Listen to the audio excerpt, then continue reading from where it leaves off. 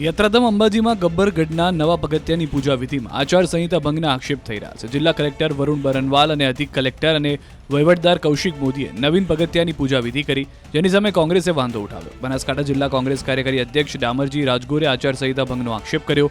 જિલ્લા ચૂંટણી અધિકારી તરીકે ખુદ કલેક્ટરની હાજરીમાં કેવી રીતે કામગીરી થઈ તેવા સવાલ સાથેનો વિડીયો વાયરલ થયો। જોકે જિલ્લા કલેક્ટરે કાર્યક્રમ ચૂંટણી પહેલા જ નક્કી હોવાનું નિવેદન આપ્યું, સાથે જ આચારસંહિતા ભંગના આક્ષેપો ફગાવ્યા।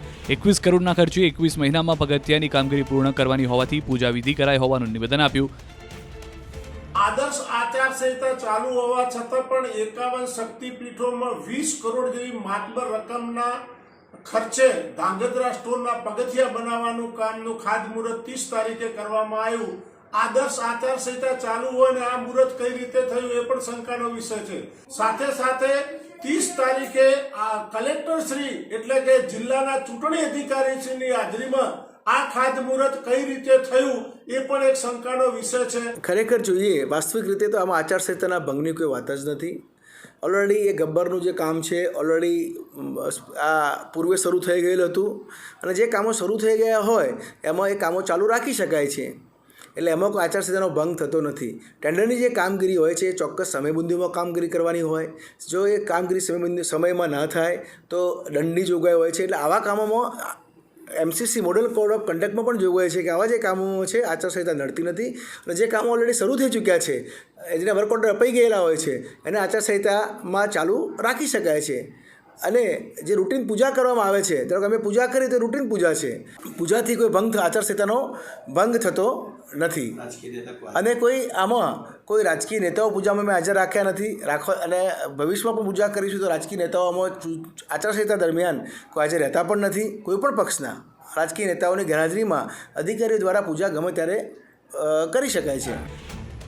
ડામરજી રાજગોરે ગબ્બર 51 શક્તિપીઠમાં રાજભોગ ધરાવવાનો મુદ્દો પણ ઉઠાવ્યો અને મંદિરોમાં નિત્ય રાજભોગ ધરાવવાની માંગ કરી, જેના પર મંદિર ટ્રસ્ટના ચેરમેન અને જિલ્લા કલેક્ટર વરુણ બરનવાલે પ્રતિક્રિયા આપી। કહ્યું, હજારો વર્ષ જૂના ગબ્બર મંદિરમાં પણ રાજભોગ ધરાવવાની પરંપરા નથી।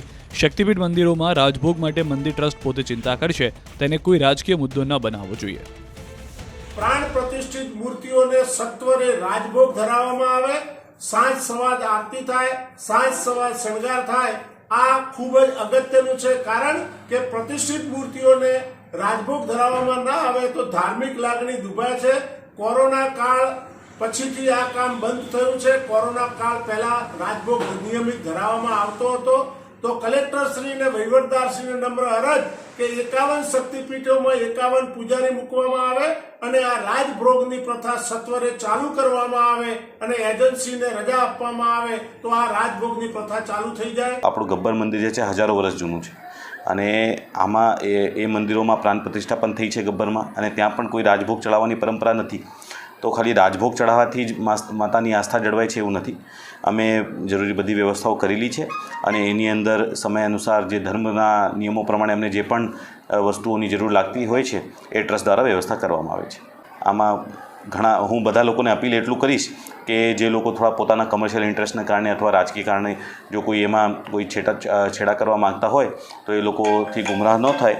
અમે બધી વ્યવસ્થાઓ કરીએ છીએ અને ભક્તોની આસ્થાને કોઈ દુઃખ ન પહોંચે, કોઈ ઠેસ ન પહોંચે એના માટે પૂરતા પ્રયત્ન મંદિરનો ટ્રસ્ટ કરી રહ્યો છે।